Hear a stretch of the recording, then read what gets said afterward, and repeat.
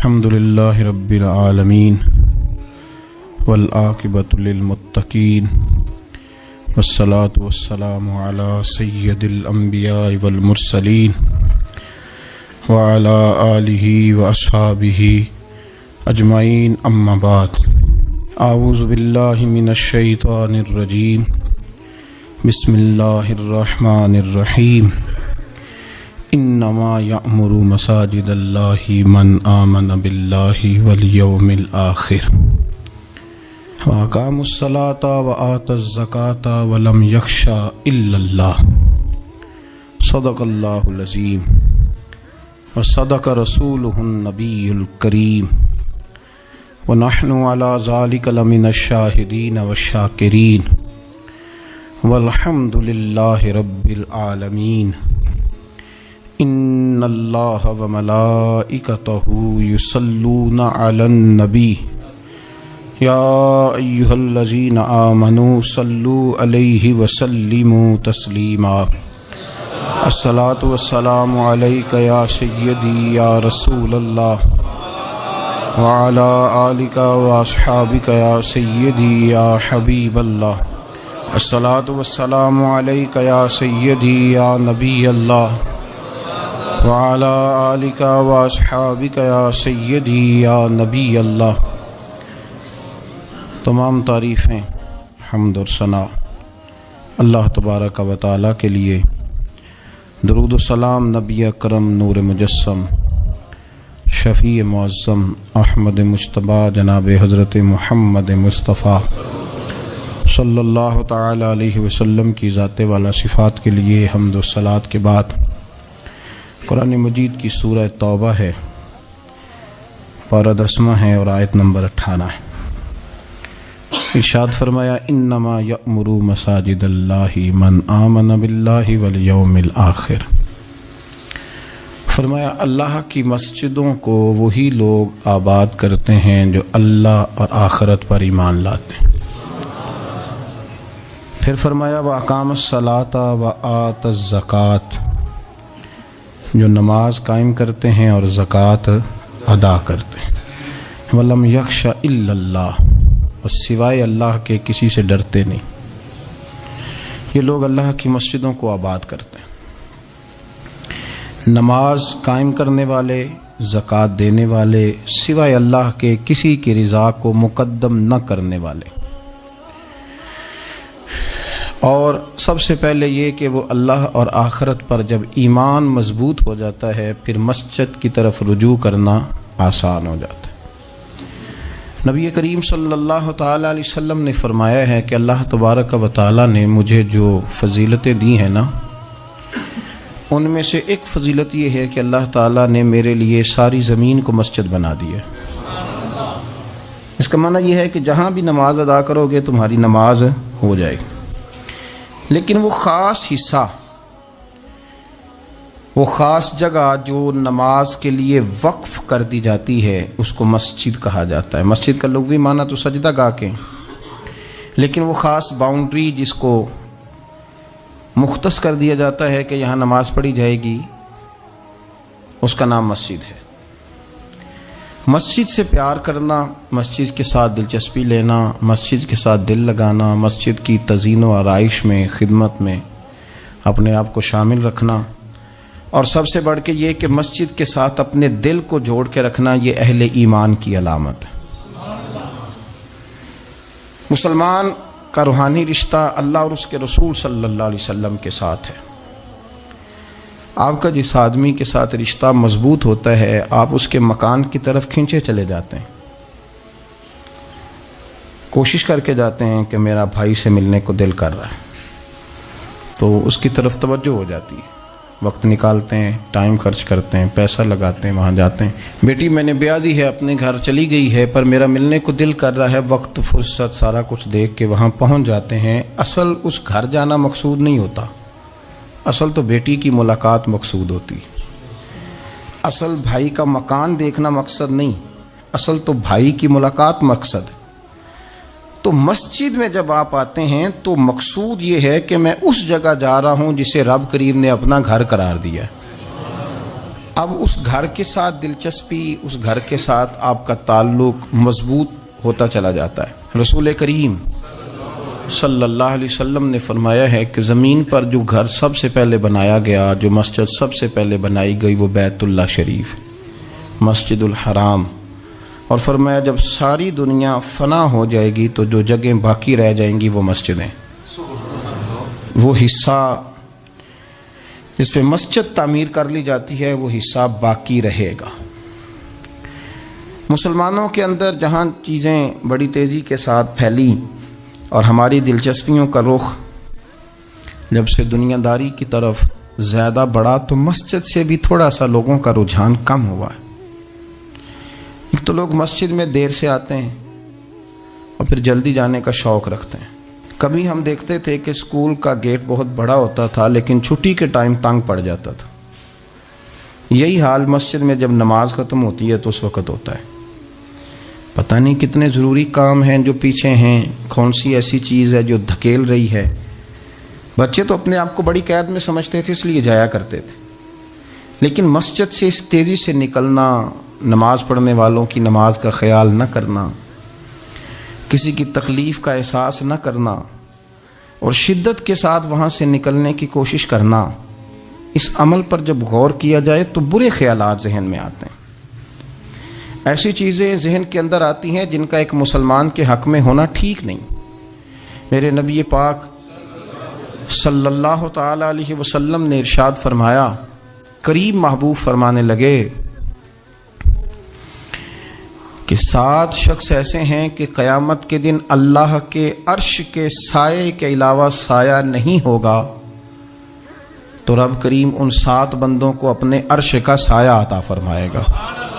وہ 7 لوگ ہیں، ان میں سے نبی پاک صلی اللہ تعالی علیہ وسلم نے ایک شخص وہ بیان کیا کہ جو نماز پڑھ کے مسجد سے نکل تو جاتا ہے پر اس کا دل مسجد کے ساتھ جڑا رہتا ہے، اس کی طبیعت مسجد کے ساتھ لگی رہتی ہے کہ اللہ کے گھر سے ہو کے آیا ہوں، مجھے دوبارہ اللہ کے گھر جانا ہے۔ اس کا دل لگا رہتا ہے، جڑا رہتا ہے، وہ انتظار کرتا ہے کہ دوبارہ کب میں نے مسجد میں جائیں۔ یہ رویہ نہیں اس کا ہونا چاہیے کہ وہ کہے اوہو سردیوں میں تو بس نماز ہی نماز رہ گئی ہے، اعتراض نہ کرتا پھرے، بلکہ وہ اس کا دل جڑا رہے۔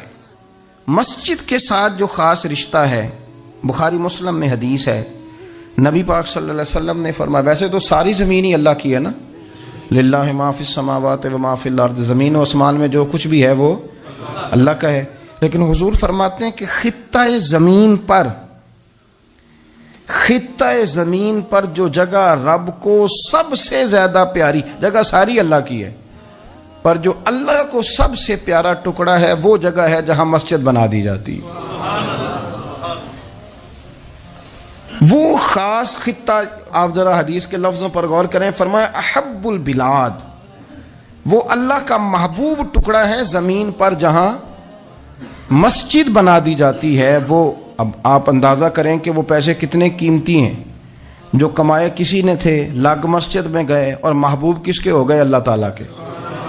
یعنی میرے تیرے کمائے ہوئے پیسے اللہ کے محبوب پیسے تب بنیں گے جب اللہ کے گھر میں خرچ ہو جائیں گے، تعمیر مسجد پر، تشکیل پر۔ فرمایا یہ سب سے زیادہ اللہ کو، اور سید عالم صلی اللہ تعالی علیہ وآلہ وسلم نے ارشاد فرمایا کہ اللہ تبارک و تعالیٰ کو زمین پر، زمین ساری ہی اللہ کی ہے، لیکن اللہ تبارک و تعالیٰ کی زمین پر جو جگہ اللہ کو ناپسند ہے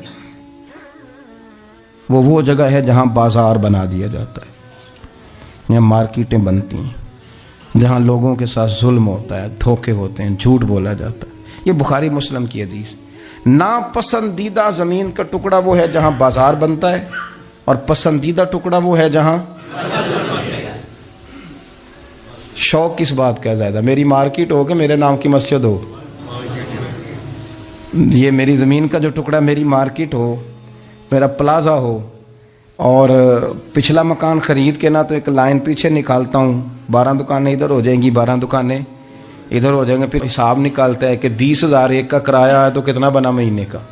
اس کو یہ نہیں پتا کہ تیری یہ زمین تھی اللہ کی، اب تو نے اس کا وہ حشر کیا ہے کہ یہ ناپسندیدہ ترین ہو گئی، ناپسندیدہ ترین. اور اگر تیری ہی زمین ہو، اپنی خوش قسمتی تو دیکھیں کہ میری زمین، میرے پیسے، اور جب میں نے مسجد بنا دی تو وہ پیسے رب کے پیارے ہو گئے، وہ زمین اللہ کی محبوب ہو گئی، وہ پیسے پیارے ہو گئے، وہ محبوب ہو گئے. لیکن بڑا ہی مشکل کام ہے. مسجدوں میں اعلان ہوتا ہے کہ بل آ گیا ہے، کو مہربانی کرو، اور پھر پکے سچے حاجی، نمازی، نیک صالح پرہیزگار بندے بڑی مشکل سے جیب میں ہاتھ ڈالتے ہیں، اور جو باہر آتا ہے اس میں پورا 100 روپیہ نکل آتا ہے، پورا ہی 100. یعنی کہ اور گننے میں آپ کو پتہ ہے 1-1 روپیہ کر کے گنے تو 5-7 منٹ تو 100 گننے میں لگ ہی جاتے ہیں، پھر وہ گننا پڑتا ہے. اور مسجد کی ٹوپیوں میں سے، مسجد کے گلوں میں سے اکثر وہ نوٹ نکلتے ہیں جو دکاندار لیتا ہی نہیں، وہ کہتے ہیں اللہ کو دے آتے ہیں جا کے. دیکھیں اپنا رویہ اس لحاظ سے درست کریں، اس لحاظ سے درست کریں کہ جس طرح میرے لیے اپنا گھر بنانا ضروری ہے نا، اسی لیے میرے لیے مسجد بنانا بھی اسی طرح ضروری ہے.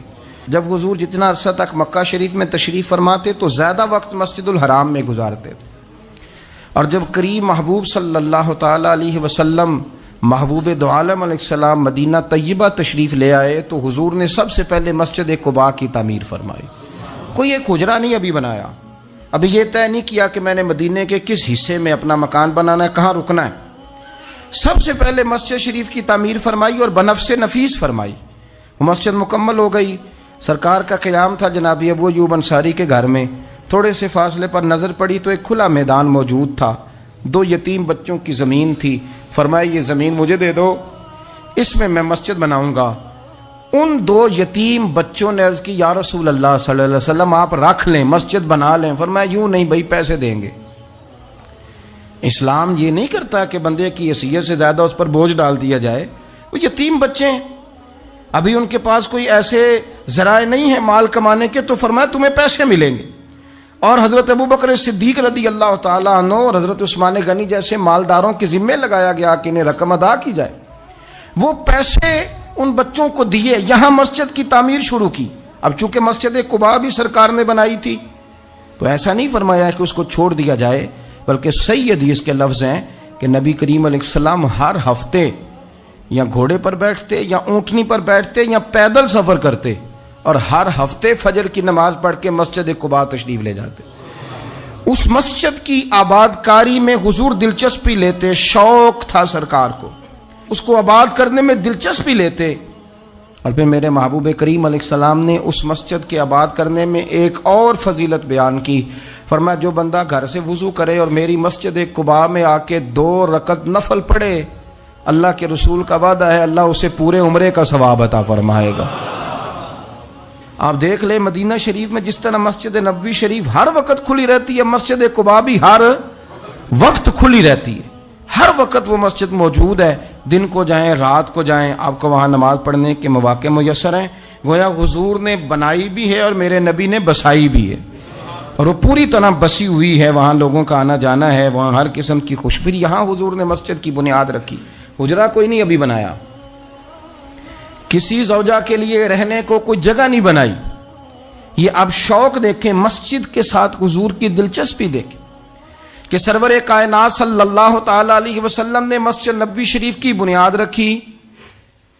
مسجد کے لیے حضور نے خود بنفس نفیس تعمیر میں حصہ لیا. حضور پتھر اٹھا کے لاتے، مسجد کی تعمیر میں کام کرتے. حضرت سیدنا ابو ہریرہ رضی اللہ تعالیٰ عنہ فرماتے ہیں ہم ایک اینٹ اٹھا کے لاتے تھے تو حضرت عمار بن یاسر رضی اللہ تعالیٰ عنہ 2 اینٹیں اٹھاتے تھے. تو جب وہ اینٹیں اٹھا کے لا رہے تھے تو ان کے کپڑوں کو کچھ مٹی لگ گئی. تو جس طرح انسان کسی بچے کو شاباش نہیں دیتا اور کبھی کسی بچے کو مٹی لگ جائے تو اس کے کپڑے نہیں جھاڑتا، سرور کائنات صلی اللہ تعالیٰ علیہ وآلہ وسلم نے جب دیکھا، یہ بخاری کے لفظ ہیں، سید عالم علیہ السلام نے جب دیکھا کہ حضرت عمار بن یاسر کے کپڑوں کو مٹی لگ گئی ہے تو حضور صلی اللہ علیہ وسلم قریب گئے اور صحابہ فرماتے قربان جائیں، حضور نے اپنے دست مبارک سے ان کے کپڑوں کی مٹی جھاڑنی شروع کر دی. گویا مسجد بنانے والے مزدور کے ساتھ نبی پاک علیہ السلام کی اتنی دلچسپی ہے، اگر اس کے کپڑوں کو مٹی لگ جائے تو حضور اپنے ید اللہ والے ہاتھوں سے وہ مٹی صاف فرماتے ہیں. ہمارے ہاں اول تو ہمارا مزاج نہیں مسجد کی طرف توجہ دینے کا. اگر کوئی 2-4 بندے مسجد کی کمیٹی میں کبھی زبردستی الجھ جائیں، ان کو الجھا ہی لیا جائے، تو سب سے پہلا فتویٰ یہ لگتا ہے کہ یہ بندہ خزانچی ہے، مسجد کو کھا گیا. سب سے پہلا فتویٰ اس کو یہ لگتا ہے. اور اکثر آپ ناراض نہ ہوں، یہ باتیں وہ لوگ کرتے ہیں جو ایک دھیلا نہیں دیتے مسجد میں.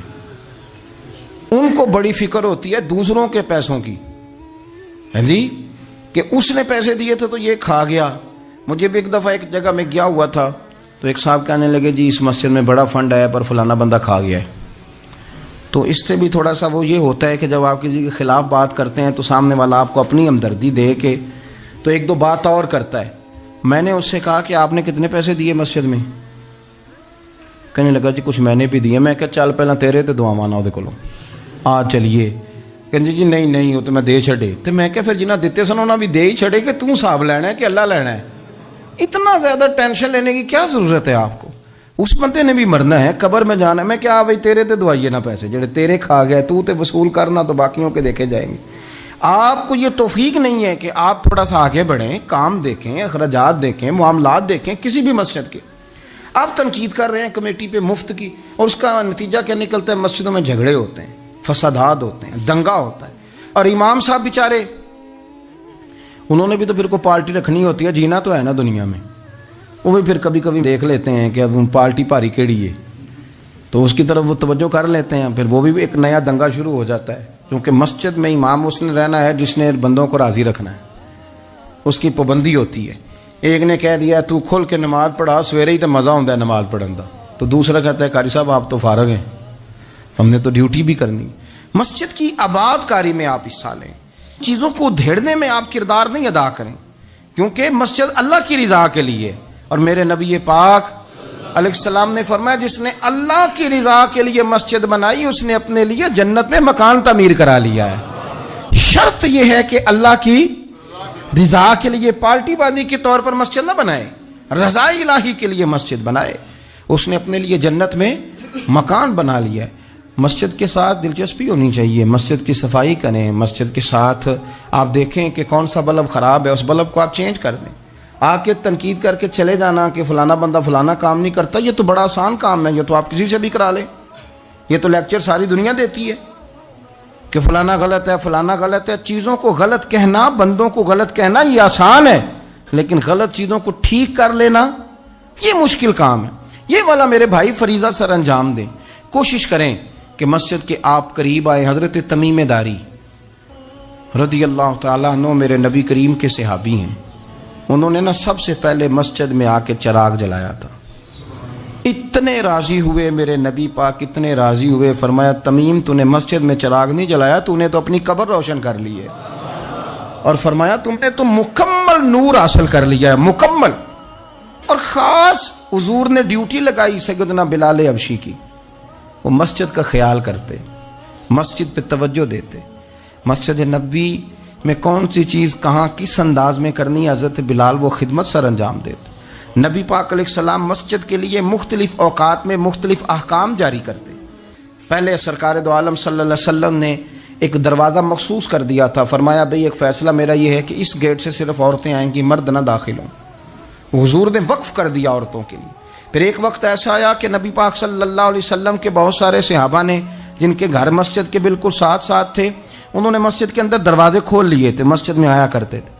اللہ کے رسول صلی اللہ علیہ وسلم نے فرمایا بھی اب جماعت کا وقت ہوتا ہے اور بالکل دروازہ مسجد کے اندر تم نے کھولا ہوا ہے تو کچھ چیزوں میں مشکل پیدا ہوتی ہے، لہذا سارے دروازے بند کر دو، ایک دروازہ کھلا رہے، اور وہ ہے جناب ابو بکر صدیق کا.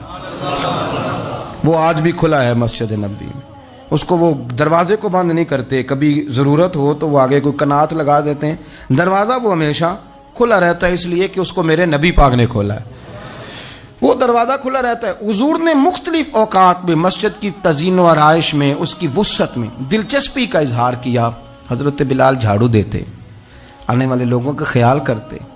مجھے کہہ لینے دیں، اس کو سیاسی نہ رہنا سمجھے، مجھے کہنے دیں اور میں بہت ساری احادیث اور بہت ساری سیرت کی کتابوں کا نچوڑ ایک جملے میں بیان کرتا ہوں.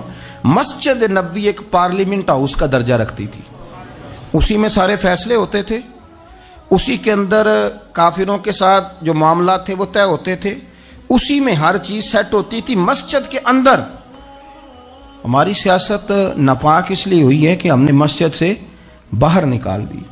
جب تک یہ مسجد کے اندر تھی، وضو کر کے لوگ بیٹھتے تھے، قرآن پاک کی آیات بیان کر کے اپنا موقف بیان کرتے، بڑا صاف ستھرا نظام چلتا تھا۔ امیر المومنین کا پارلیمنٹ ہاؤس مسجد ہوتی تھی، وہ مسجد میں بیٹھ کے سارے کام کرتے تھے، اور مسجد کے پاکیزہ ماحول کے اندر سارے کام مکمل کیے جاتے تھے۔ حضرت سیدنا بلال حبشی کی ڈیوٹی تھی، جن لوگوں نے مسجدیں بنائی ہوتی ہیں ان کو مسجدوں سے پیار بھی بڑا ہی ہوتا ہے، اور میں اکثر آئمہ مساجد کو میں نے دیکھا ہے، امام صاحب نہ بیچارے پہلے انہوں نے بندہ تلاش کرنا ہوتا ہے جو ان کی جگہ پہ نماز پڑھائے، پھر انہوں نے کہیں جانے کا وعدہ کرنا ہوتا ہے، پھر وہ 15 فون کرتے ہیں، فلانے کے پاس چابیاں ہیں وہ لے کے جماعت کرا دینا، بڑا پیار کرتے ہیں مسجد سے بڑا، لیکن اس بیچارے کا ایک قدم بھی مسجد میں پکا نہیں ہوتا۔ سارے نمازی غلطی کر لیں، بھول جائیں تو بچ جاتے ہیں، ان کو کوئی مسجد سے نہیں نکالتا، لیکن امام کبھی کسی موقع پر کسی بھی جگہ وہ 2-4 جگہ پہ چھٹی کر لے، کوئی غلطی کر لے تو فارغ ہو جاتا ہے، حالانکہ سب سے زیادہ دلچسپی اس کی ہوتی ہے مسجد کے ساتھ۔ ہم مسجد کی آباد کاری میں جب ذوق پیدا کریں گے، نبی پاک صلی اللہ علیہ وسلم جب سفر پہ جاتے تھے تو سب سے آخر میں مسجد نبوی شریف میں آتے، نماز پڑھتے، اور جب سفر سے واپس آتے تو سب سے پہلے مسجد میں آتے، نماز ادا کرتے۔ حضرت بلال حبشی مسجد کی خدمت کرتے تھے، پھر حضور کے وصال کے بعد وہ ملک شام تشریف لے گئے، وہاں انہوں نے وقت گزارا۔ حضرت عمر فاروق رضی اللہ تعالیٰ عنہ جب ملک شام کے دورے پر تشریف لے گئے اپنے دور خلافت میں، تو کہتے ہیں میں جناب بلال حبشی سے ملنے گیا، تو کہتے ہیں حضرت بلال نے سب سے پہلے مجھ سے پوچھا کہ بتاؤ میرے نبی پاک کی مسجد کا کیا حال، وہ فلاں کونے کی کیا پوزیشن ہے، فلاں جگہ اب کیا حالات، وہ فلاں جگہ سیدہ عائشہ کے حجرے کے پاس فلانا کام ہونے والا تھا، اس کی کیا پوزیشن ہے، ایک ایک چیز کے بارے میں پوچھا۔ کیا خوبصورت فرمان ہے حضرت عبداللہ ابن مسعود کا، آپ فرمایا کرتے اللہ کا کوئی بندہ جب مسجد میں کسی مخصوص جگہ نماز پڑھتا ہے نا، تو جب وہ کچھ دن نہیں آتا تو مسجد اس کا انتظار کرتی، مسجد اسے ڈھونڈتی ہے، مسجد پوچھتی ہے وہ کدھر گیا، قربان جاؤں۔ فرمایا اگر وہ بندہ انتقال کر جائے، وہ دنیا چھوڑ جائے، تو مسجد کی وہ صف روتی ہے، وہ اسے ڈھونڈتی ہے، وہ اس کو تلاش کرتی ہے، وہ اس کے لیے آنسو بہاتی، اللہ کے حضور التجا کرتی ہے کہ یا اللہ وہ یہاں رہا کرتا تھا، وہ یہاں نماز پڑھتا تھا، وہ یہاں آیا کرتا تھا، مسجد اس کے لیے روتی ہے۔ اللہ کرے آپ سمجھے میری بات، کسی کو بیٹے رو رہے ہیں، کسی کو بیٹیاں رو رہی ہیں، کسی کو وہ لوگ رو رہے ہیں جن کی ضرورتیں پوری کرتا تھا، اور یہ جو مسجد سے پیار کرنے والا تھا، مسجد کا نمازی، اس کے لیے مسجد کی صف، مسجد کا مصلی آنسو بہاتا ہے، اے مالک وہ کہاں گیا جو یہاں نماز پڑھتا تھا، مجھے بتلاؤ۔ جس کو مسجد یاد کر کے روئے گی، پھر اس کی قبر پہ اللہ کتنی رحمتوں کا نزول فرمائے، پھر اس کے اوپر کس قدر کرم کی برکھا برسے، اسے کس قدر نوازا جائے گا جس کے لیے مسجد روئے گی، مسجد کا یہ اعزاز ہوگا جس کے لیے۔ ایک صحابی نے عرض کیا تھا کہ یا رسول اللہ صلی اللہ علیہ وسلم میں نابینا ہوں، مجھے نظر نہیں آتا، اجازت ہے گھر میں نماز پڑھ لوں؟ تو میرے کریم علیہ السلام نے فرمایا تیرے کانوں میں اذان کی آواز جاتی ہے؟ حضور جاتی ہے۔ فرمایا پھر گھر نہ پڑھ، پھر مسجد آ کے پڑھ، پھر تو مسجد میں آیا کر، تو نماز پڑھا کر، تیرے کانوں میں آواز جاتی، لہذا تو مسجد میں آیا کر، یہاں آ کے نماز پڑھا کر۔ بہت سارے لوگ ہیں عدم دلچسپی، ہاں گھر میں بھی نماز پڑھنی چاہیے، مشکات میں حدیث ہے، نبی پاک علیہ السلام نے فرمایا اپنے گھروں میں مسجدیں بناؤ، یعنی ایک جگہ مخصوص کرو ہاں جہاں صرف نماز پڑھی جائے۔ فرمایا اپنے گھر میں مسجد بناؤ اور کچھ حصہ نماز کا گھر میں بھی پڑھا کرو، کچھ نوافل، کچھ سنتیں، کچھ حصہ گھر میں بھی نماز کا پڑھا کرو۔ فرمایا اپنے گھر کو قبرستان نہ بناؤ۔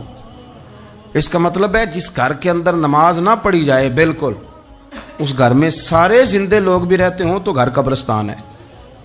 یہ حضور کا فرمان ہے کہ سارے لوگ زندے ہیں، ہنستے ہیں، بستے ہیں، کھیلتے ہیں، اٹھتے ہیں، پر 2 رکعتیں نماز نہیں پڑھی جاتی، وہ قبرستان ہے۔ حضور نے فرمایا قبرستان ہے، جتنی مرضی ٹائلیں لگی ہوئی ہوں، ہر کمرے میں اے سی ہو، بڑا شاندار باتھ روم ہو، ساری سہولتیں ہوں، اگر گھر والے گھر میں کچھ نماز نہیں پڑھتے، خواتین نہیں پڑھتی، مرد کچھ نفل نہیں پڑھتے، وہ قبرستان ہے۔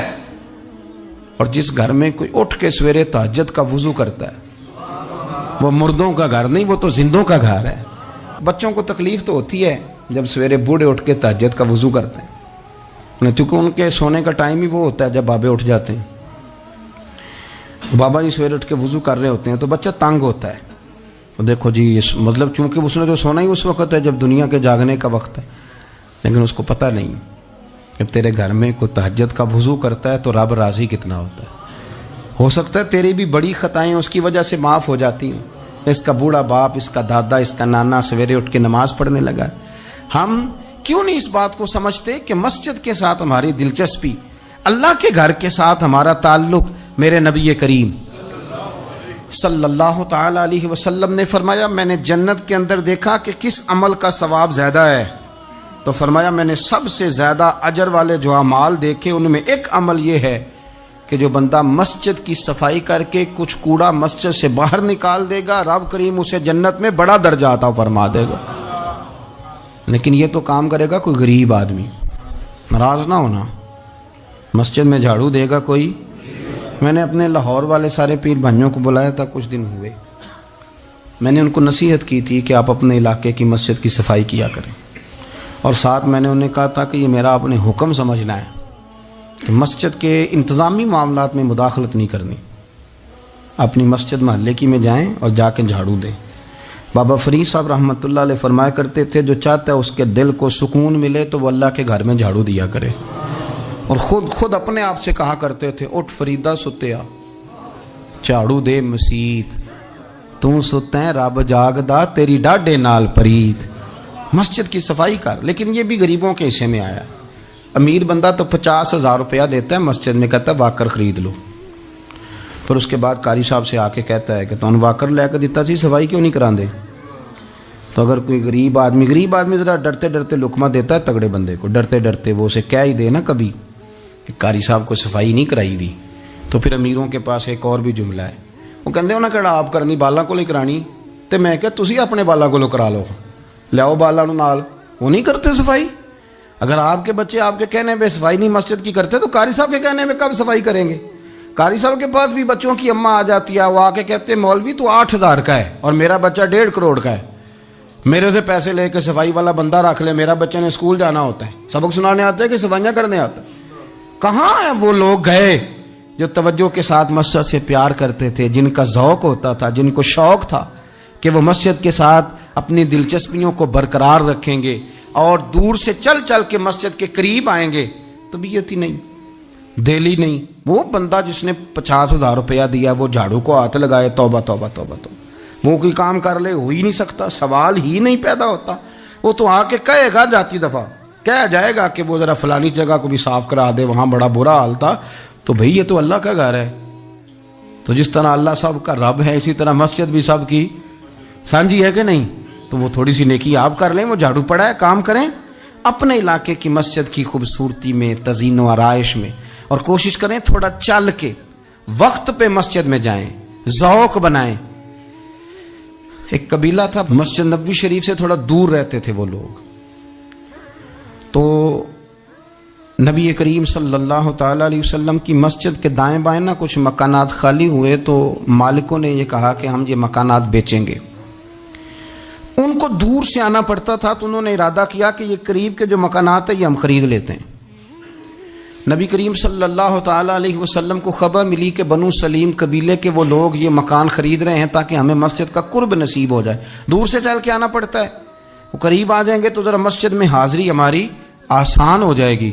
حضور نے انہیں بلا لیا، فرمایا تم مکان خریدو تمہاری مرضی، نہ خریدو تمہاری مرضی، پر ایک بات سن لو، تم جتنے قدم چل کے آتے ہو نا، رب کے فرشتے تمہارے قدم لکھ لیتے ہیں، تمہارے قدم لکھے جاتے ہیں، تمہارے قدم 2 دفعہ حضور نے فرمایا، حدیث میں موجود ہے، 2 دفعہ تمہارے قدم لکھے جاتے ہیں۔ وہ لوگ بڑے مشتاق تھے اللہ کے بارگاہ سے اجر کے آنکھیں گول، حضور فرشتے ہمارے قدم لکھتے ہیں، رب کو دکھاتے ہیں کہ اتنے قدم چل، ہاں تمہارے قدم لکھے جاتے ہیں۔ کہا یا رسول اللہ ہم نے نہیں قریب آنا، ہم دور ہی ٹھیک ہیں، ہم چاہتے ہیں ہمارے زیادہ قدم لکھے جائیں، زیادہ قدم، ہم دور سے چل کے آیا کریں گے۔ شعر یاد آ گیا ہے کسی درویش کا، اس نے کہا تھا کہ گو سنا تھا آستانہ یار دور ہے، پر ہم نے بھی ٹھان لی تھی کہ جانا ضرور ہے۔ رسول کریم صلی اللہ تعالی علیہ وسلم کے غلاموں نے مسجدیں بنائیں، مسجدوں کے ساتھ دلچسپی کا رویہ رکھا، مسجد کے ساتھ ان کی وابستگی بڑی مضبوط رہی۔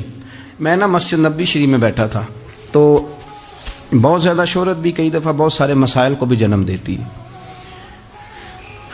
تو کچھ ایسی جگہیں ہوتی ہیں جہاں آپ کو خود ادب کے ساتھ جانا چاہیے، وہاں زیادہ جھمگٹے لوگوں کا آنا جانا، ہاتھ چموانا ویسے ہی تھوڑا ادب کے خلاف لگتا ہے، تو کوشش ہوتی ہے کہ ذرا وہاں کوشش کی جائے کہ ذرا چپکے سے کوئی کام ہو جائے، لیکن پیار کرنے والے تو پھر مل ہی جاتے ہیں نا ہر جگہ۔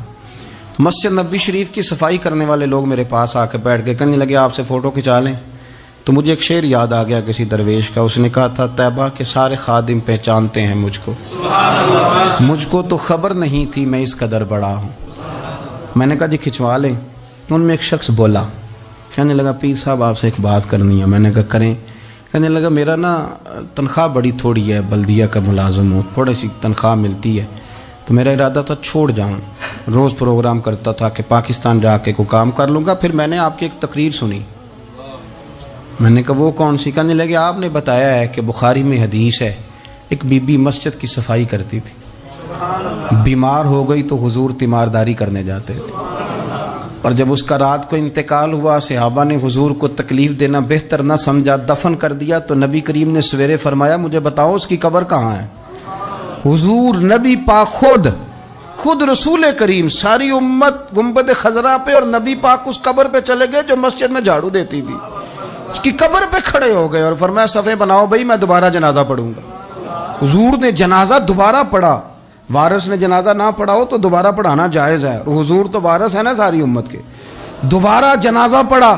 کہنے لگے وہ میں نے آپ کی زبان سے کہیں وہ روایت سن لی تھی، تو 3 بجے ہوئے تھے رات کے پاکستان میں، سارے سو رہے تھے، پر میں نے گھر فون کیا، میں نے کبھی تنخواہ جنی جی نیچی گزارا کرنا جی، میں تو بڑے کام لگا ہوں سرکار کی بارگاہ میں، یہاں مسجد کی صفائی کرتا ہوں، میری تو بڑی شان بنے گی اگر رسول کریم اس بی بی کی قبر پہ تشریف لا کے مہربانی کرتے ہیں، تو مجھے امید ہے میرے اوپر بھی رحم فرمائیں گے۔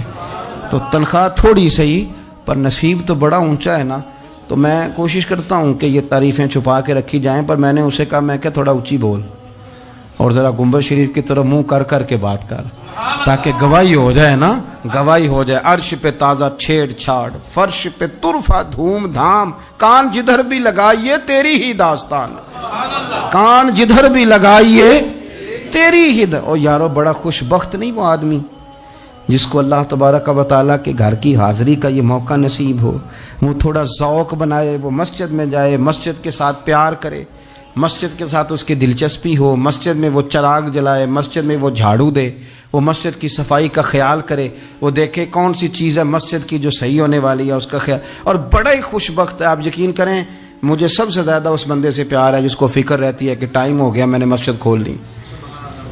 کچھ آئمہ مساجد، کچھ مؤذنین، کچھ جن کے پاس چابیاں ہوتی ہیں، میں نے دیکھا ہے بڑے وقت پہ جائیں گے، مسجد کھولیں گے، صفے بچھائیں گے، یہ بڑے خوش بخت لوگ ہیں، یہ میرے نبی پاک کے پیارے ہیں، یہ رسول اللہ صلی اللہ علیہ وسلم اپنے اپنے علاقے کی محلے کی مسجد سے پیار کریں، وہاں آپ ڈیوٹی کریں۔ ہمارا نا جو بندہ ڈیوٹی کرتا ہے وہ نہ کچھ سربراہی بھی لینا چاہتا ہے، بغیر سربراہی کے ڈیوٹی کریں، دیکھیں آپ وہاں کیا خدمت سر انجام دے سکتے ہیں، کس طرح کر کے آپ اپنا کردار، آپ کی طبیعت بڑی ٹھنڈی رہے گی۔